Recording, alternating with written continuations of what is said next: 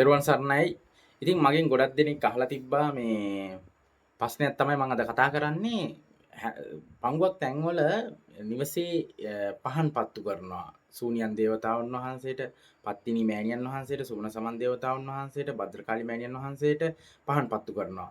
ඉතින් ඒ පහන් පත්තු කරන පංගුවක් කට්ටිය ගුරුවරයෙක්ගේ උපදෙස් අනුව කරනවා. පංගුවක් කට්ටිය යම් ස්ථානයකින් කිව්ව පළියට කරනවා. ඉතින් මෙහෙම කරන්න ගිහිල්ලා පංගුවක් ගෙවල් වල හිතා ගන්න බැරි ප්‍රශ්න කරදර වලට මුහුණ දීලා තියෙනවා. යම් කිසි പ്രേත ශක්තියක්, යම් ඥාති ශක්තියක්, යම් දේව ශක්තියක් අහලා තියෙනවනේ දේව කෝප ඇති වෙන්න පුළුවන්, යක්ෂ කෝප ඇති වෙන්න පුළුවන්, പ്രേත කෝප ඇති වෙන්න පුළුවන්, බහිරව කෝප ඇති වෙන්න පුළුවන්. යම් විදිහේ දේවල් ගොඩාක් අපේ මෑත කාලේ ඉඳන්ම මේ දේවල් අහලා තියෙනවා.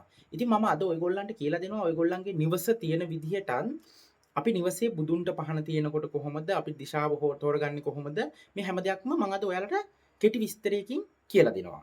ඔයාලගේ ගෙදර දැන් අපි හිතමුකෝ මේ තියෙන ගේට් ප්ලෑන් එක. දැන් අපි ඔන්න දිශා ටික අපි මෙව කරගත්තා. ඔන්න දිශා ටික උතුර දකුණ නැගෙනහිර. ඊට පස්සේ දැන් ඔයාලා පහන තියෙනවා නම් ගොඩක් කට්ටිය මේ පිටිපස්සේ තියෙනවා. මෙතන මෙහෙම තියන්න යන්න එපා. ගෙදරට බාධා ඇති වෙනවා. ඊට පස්සේ තව කට්ටියක් මේ බවුන්ඩේෂන් එකෙන් පිටිපස්සට කරලා පහන තියන්න ගන්නවා. ඒ වගේ දේවල් කරන්න එපා. ඒ වගේ දේවල් කරොත් ගෙදරට ප්‍රශ්න ඇති වෙන්න පුළුවන්. එතකොට ඔයාලා නිවසේ පහන තියනවා නම් ගෙදර දැන් මේ නැගෙනහිරනේ මේ ප්‍රධාන දොර. මේ තියෙන ප්‍රධාන දොර. එතකොට මේ ප්‍රධාන දොර කෙලින්ම එක එල්ලේම ඔන්න ඊශානට. මේන් ඊශාන.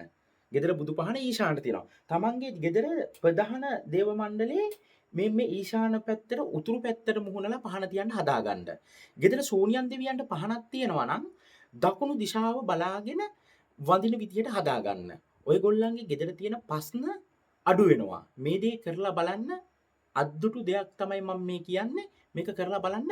නැතිනම් ඔයගොල්ලන්ට නොයේ ප්‍රශ්න වලට මුහුණ දෙන්න සිදු වෙනවා. පහන දැල්වීමේදී ඒ පහන් ආලෝකයට බොහෝ බල ශක්ති ඇදෙන බව, ප්‍රාණ වෙන බව ඔබ දැනුවත් විය යුතුයි.